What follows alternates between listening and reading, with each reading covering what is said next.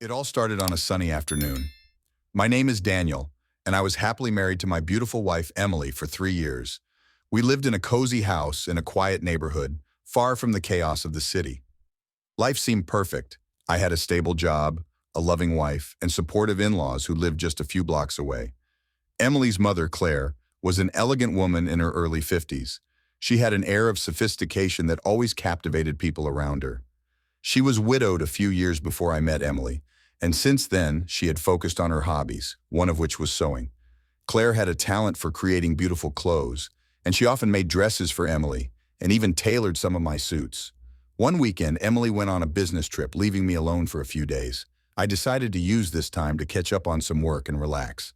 On Saturday morning, Claire called me and invited me over to her house. She said she wanted to show me a new suit she had made for me. I gladly accepted the invitation, looking forward to a quiet afternoon.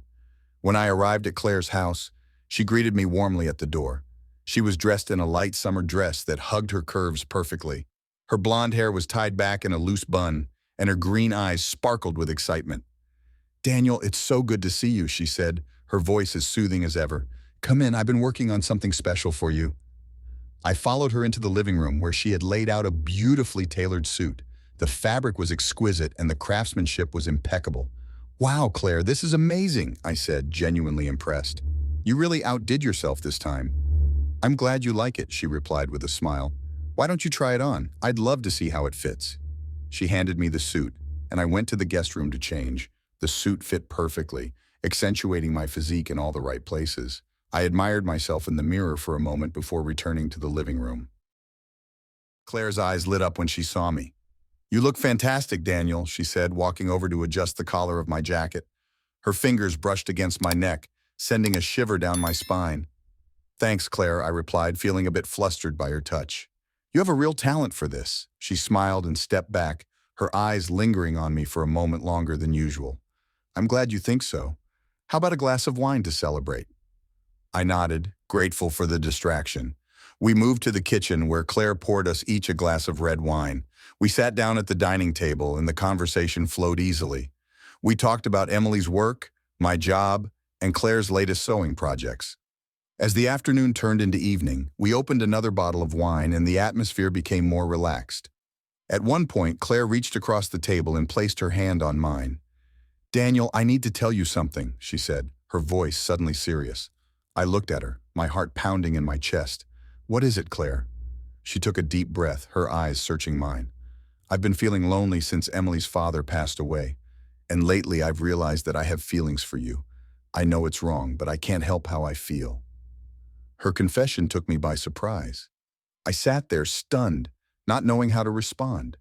Claire was an attractive woman, and I had always admired her. But I never imagined she would have feelings for me. "Claire, I don't know what to say," I stammered, my mind racing. She squeezed my hand, her eyes filled with longing. "You don't have to say anything, Daniel. Just know that I care about you deeply." I felt a mix of emotions, confusion, guilt, and a strange sense of excitement. Before I could process what was happening, Claire leaned in and kissed me softly on the lips. Her touch was gentle, but it ignited a fire within me. I kissed her back, losing myself in the moment. We pulled away, both breathless and wide-eyed. "Claire, this is wrong," I whispered, my voice trembling. "I know," she replied, her eyes glistening with tears, "but I can't help how I feel. And I don't think you can either." Her words resonated with me, and I realized she was right. There was an undeniable attraction between us, one that had been simmering beneath the surface for a long time. Despite the guilt and the potential consequences, I couldn't deny my feelings for Claire.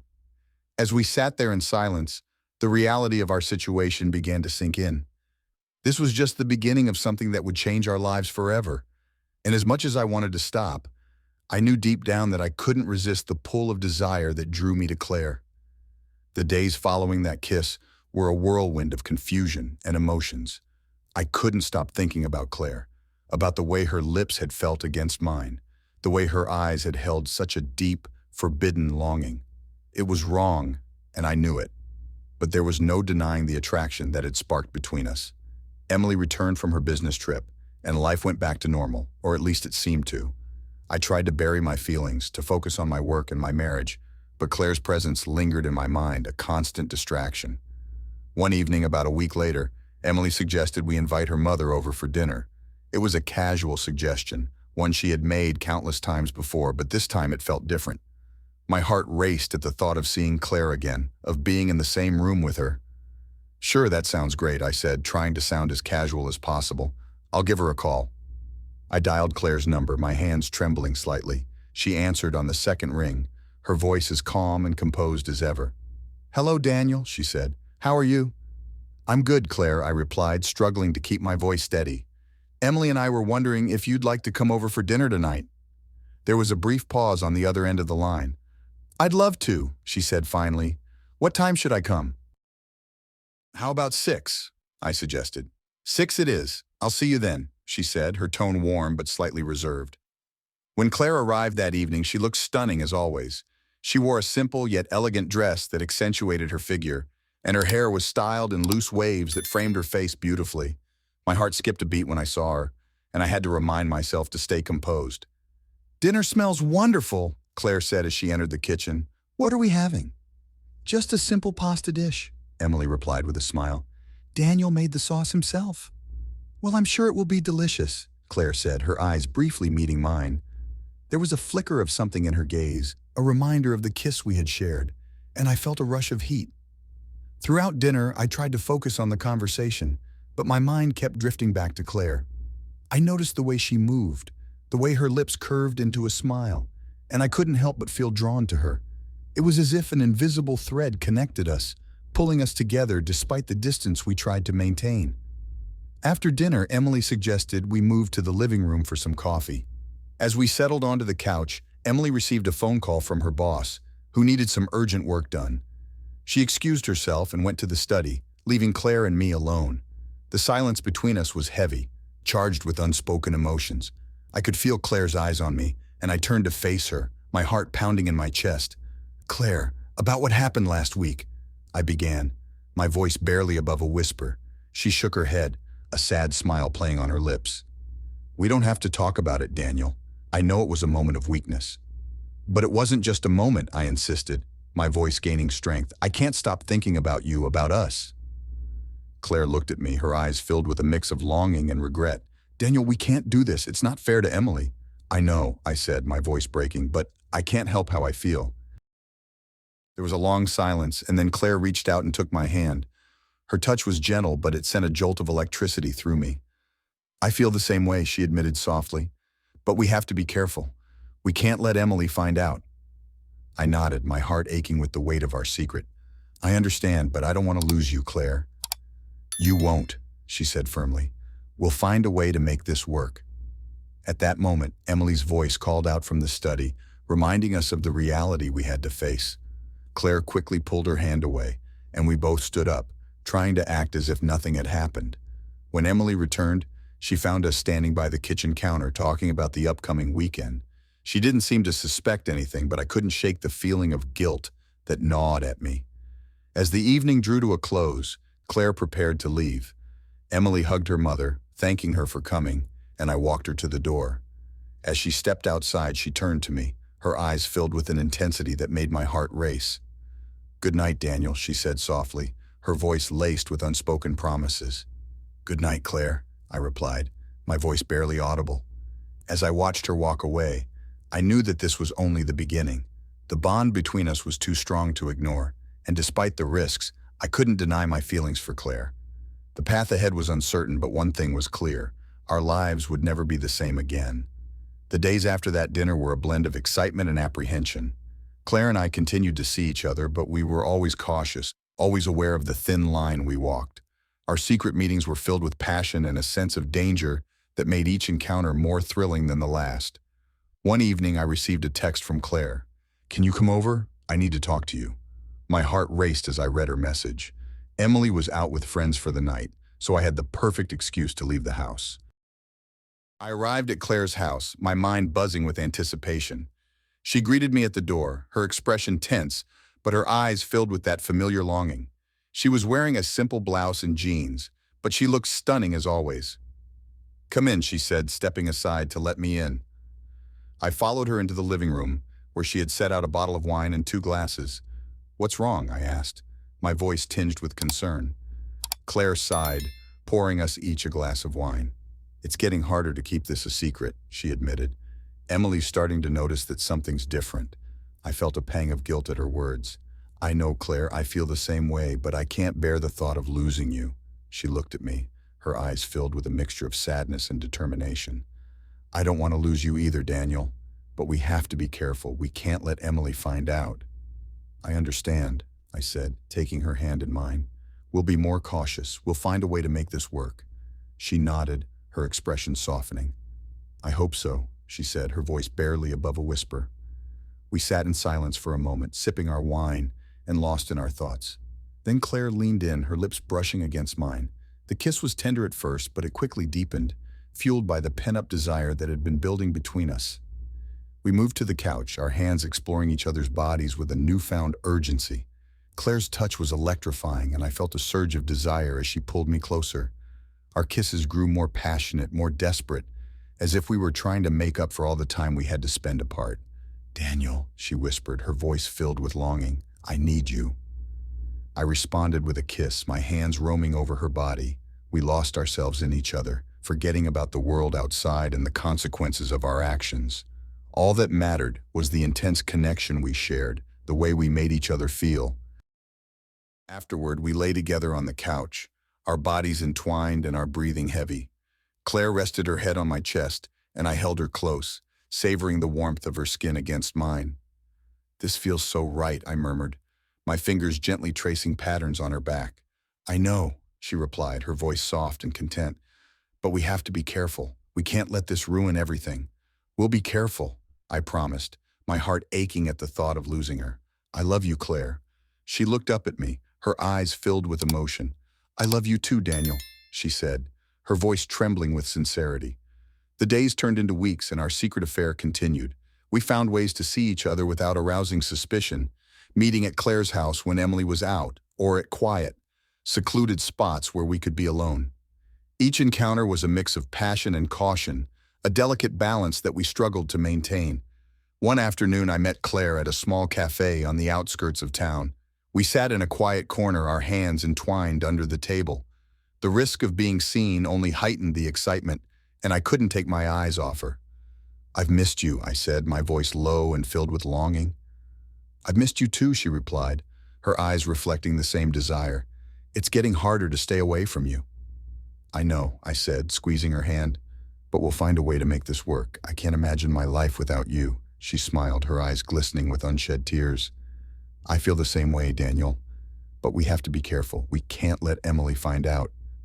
I promise, I said, my voice firm. We'll be more cautious. We'll make this work. As we sat there, lost in each other's gaze, I felt a sense of determination settle over me. I knew the road ahead would be difficult, filled with obstacles and risks, but my feelings for Claire were too strong to ignore, and I was willing to do whatever it took to be with her. Our affair continued to grow, the bond between us strengthening with each stolen moment. We found solace in each other, a refuge from the guilt and the fear that constantly threatened to overwhelm us. And though the path ahead was uncertain, I knew one thing for sure. I couldn't live without Claire, and I was willing to fight for our love no matter the cost. The tension between our secret lives and the reality of my marriage reached a boiling point one fateful evening. Emily and I had been drifting apart, a distance growing between us that neither of us could ignore. I tried to be the devoted husband, but my mind and heart were always with Claire.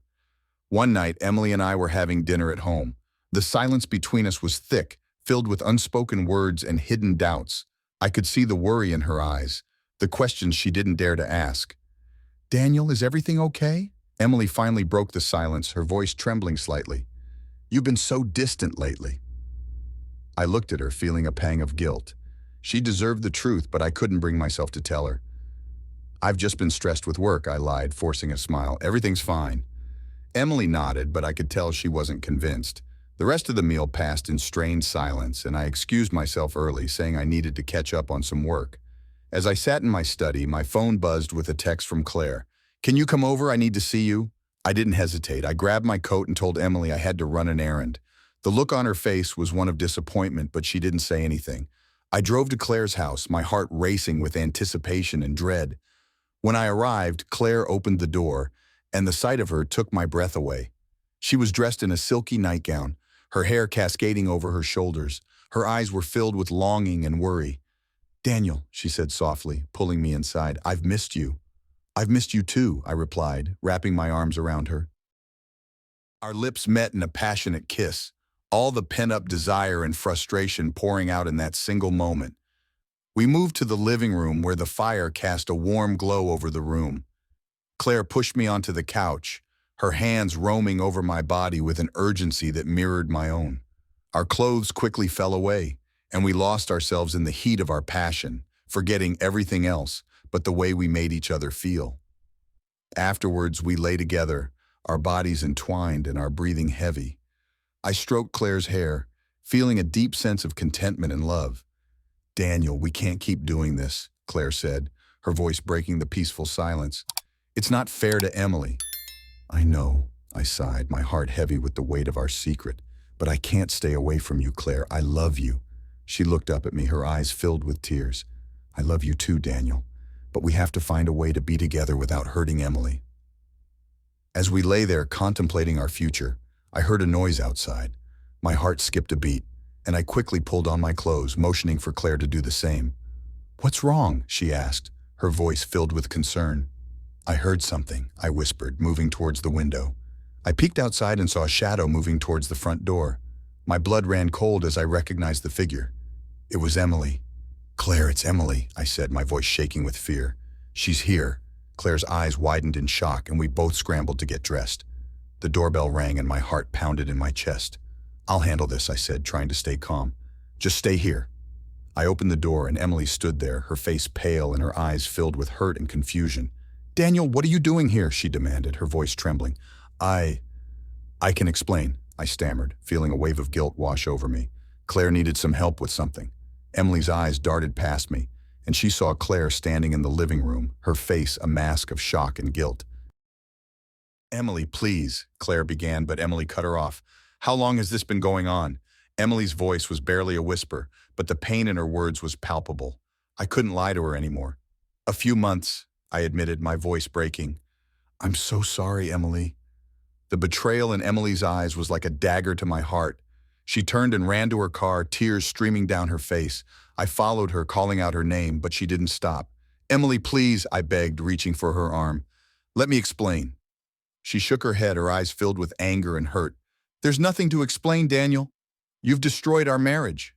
With that, she got in her car and drove away, leaving me standing in the driveway, my heart shattered. I walked back to the house, feeling the weight of what I had done. Claire was waiting for me, her eyes filled with tears. "Daniel, I'm so sorry," she said, her voice choked with emotion. "I never wanted this to happen." "I know," I replied, pulling her into my arms, "but we have to face the consequences of our actions." As we stood there, holding each other, I realized that our love had come at a great cost. The future was uncertain, and the road ahead would be filled with challenges.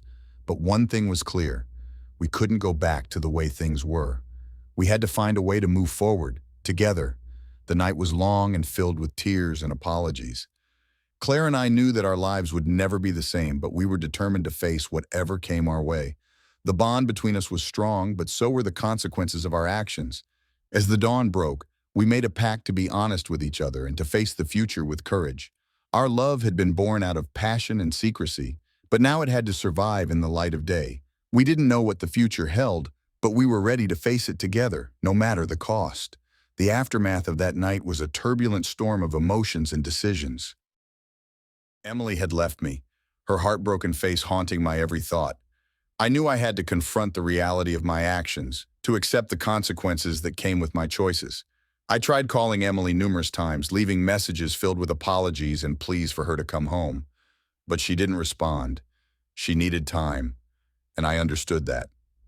Claire and I decided it was best to give her space and not push her further away. Days turned into weeks, and the silence from Emily grew more deafening with each passing day. Claire and I continued to see each other, but the joy and excitement of our secret affair had been replaced by a heavy sense of guilt and uncertainty. One evening, I received a call from Emily's best friend, Sarah. She had always been close to Emily, and I knew she was aware of the situation. "Daniel, Emily needs to talk to you," Sarah said, her voice calm but firm. She's staying at my place and she's ready to see you, but I warn you, she's still very hurt. Thank you, Sarah, I replied, my heart pounding. I'll come over right away. I drove to Sarah's house, my mind racing with thoughts of what I would say to Emily. When I arrived, Sarah greeted me at the door and led me to the living room where Emily was waiting. She looked tired, her eyes red from crying, but there was a resolve in her gaze that I hadn't seen before. Emily, I said softly, taking a step towards her. She held up a hand to stop me. Daniel, I don't want to hear any more apologies. I need to know why. Why did you do this? I took a deep breath, trying to find the right words. Emily, I never meant to hurt you. Claire and we didn't plan for this to happen. It just did. I know that sounds like a terrible excuse, but it's the truth. Emily's eyes filled with tears, but she didn't look away. I trusted you, Daniel. I trusted my mother. How could you both betray me like this? I don't have a good answer for that, I admitted, my voice breaking. All I can say is that I'm deeply sorry. I know I've destroyed your trust, and I don't expect you to forgive me. But please, just know that I never stopped loving you. She looked at me for a long moment, her expression unreadable. Daniel, I need time to figure out what I want. Right now, I can't be with you. I can't even look at you without feeling this overwhelming pain. But maybe, in time, we can find a way to move past this. Her words cut deep, but there was a glimmer of hope in them. I understand, I said quietly. I'll give you all the time you need. And if there's anything I can do to help, please let me know. She nodded, wiping away a tear. I need to be alone for a while. Please respect that. I will, I promised, feeling a sense of finality in her words. Take care of yourself, Emily. I left Sarah's house, my heart heavy with the weight of our conversation. I knew that Emily needed space, and I had to respect her wishes no matter how much it hurt. Over the next few weeks, I threw myself into my work, trying to distract myself from the pain of losing Emily. Claire and I continued to see each other, but our relationship was strained. The guilt and shame we both felt were hard to ignore, and it put a strain on the bond we had once shared so passionately. One evening, Claire called me over to her house. There was a seriousness in her voice that made my heart sink. When I arrived, she greeted me with a sad smile and led me to the living room. Daniel, we need to talk, she said, her voice trembling slightly. What's wrong? I asked, my stomach knotting with anxiety. Claire took a deep breath, her eyes filled with sorrow. I think we need to take a break. What we have, it's tearing us apart, and it's hurting Emily more than we ever imagined. I can't keep doing this to her, to you, to us. I felt a pang of fear and sadness at her words. Claire, are you sure? I love you. I don't want to lose you. I love you too, Daniel, she said, her eyes glistening with tears. But maybe we need some time apart to figure things out. We need to give Emily a chance to heal, and we need to see if what we have is real or if it's just built on the excitement of secrecy and forbidden love. Her words hit me hard, but deep down I knew she was right. I understand, I said, my voice heavy with emotion. I'll give you the space you need, but please don't forget that I love you. I won't, she whispered, her voice breaking, and I hope that in time we can find our way back to each other. We shared one last tender kiss filled with all the love and regret that had built up over the past few months. Then I left, feeling the weight of our separation pressing down on me. The days that followed were some of the hardest I had ever faced. I missed Claire terribly, but I knew that this was necessary. Emily needed time to heal, and Claire and I needed to figure out if our love was strong enough to survive the storm we had created. I focused on rebuilding my life, one day at a time, hoping that, eventually, things would become clearer. The path ahead was uncertain, but I knew that I had to face it with courage and honesty, no matter how difficult it might be. Months passed, each day a slow march towards some semblance of normalcy. I threw myself into work and tried to rebuild the pieces of my life that had shattered. Emily moved back into our home, but the distance between us remained. We lived like strangers, bound by the past but separated by the chasm of betrayal. One evening, I returned home to find Emily sitting at the kitchen table, a stack of papers in front of her. She looked up as I entered, her expression unreadable. Daniel, we need to talk, she said, her voice calm but firm. I nodded, my heart pounding. Of course, what is it? She took a deep breath, her eyes meeting mine with a resolve that both scared and reassured me. I've been thinking a lot about us, about everything that's happened. I needed time to process, to heal, and I think it's time we made some decisions about our future. I sat down across from her, feeling the weight of her words. "What are you thinking?" Emily glanced at the papers in front of her. "I've decided to file for divorce." The words hit me like a punch to the gut, but I knew this moment had been coming. "I understand," I said quietly, my voice breaking. "I'm so sorry for everything, Emily. I never wanted to hurt you." "I know," she replied, her eyes softening, "and I believe you. But the trust between us is broken, and I don't think it can be repaired. I need to move on, and I think you do too." Tears welled up in my eyes, but I nodded. "If this is what you want, then I won't fight it. I just want you to be happy." "Thank you, Daniel," she said, her voice filled with a mixture of sadness and relief. "I think it's the best decision for both of us." The divorce process was painful but amicable. We both wanted to move forward without dragging each other through more heartache. As we finalized the paperwork, I couldn't help but reflect on the love we once shared, the dreams we had for our future. It was a bittersweet end to a chapter of my life that I had thought would last forever. With the divorce behind me, I focused on rebuilding myself. I started going to therapy, trying to understand the mistakes I had made and how to prevent them in the future. I threw myself into my work and hobbies, filling the void that the end of my marriage had left. As for Claire, we had not spoken since our last meeting. I respected her need for space, but I missed her terribly. The time apart had given me clarity, and I realized that my feelings for her were real and deep. I knew I had to reach out to her to see if there was still a chance for us. One evening, I decided to take the plunge. I drove to Claire's house, my heart pounding with a mixture of hope and fear. When I arrived, I stood on her doorstep for a moment, gathering my courage before ringing the doorbell. Claire opened the door, her eyes widening in surprise when she saw me. "Daniel," she said softly, "what are you doing here?" "I needed to see you," I replied, my voice trembling. "I've been doing a lot of thinking, and I realized that I can't move forward without knowing if there's still a chance for us." She looked at me for a long moment, her expression unreadable. Then she stepped aside, motioning for me to come in. "Let's talk." We sat down in the living room, the same room where so much had happened between us. The memories were almost tangible, hanging in the air between us. "Claire, I love you," I began, my voice filled with emotion. "I know we made mistakes, and I know we've hurt people we care about. But my feelings for you are real, and I can't imagine my life without you. I want to be with you, if you'll have me." Tears welled up in Claire's eyes, and she reached out to take my hand. "Daniel, I love you too, but we have to be sure this is what we both want. We can't make the same mistakes again." "I know," I said, squeezing her hand. "I've been working on myself, trying to understand where I went wrong. I want to do this right, Claire. I want to build a future with you, one that's honest and open." She looked into my eyes, and I saw the same love and longing that I felt reflected back at me.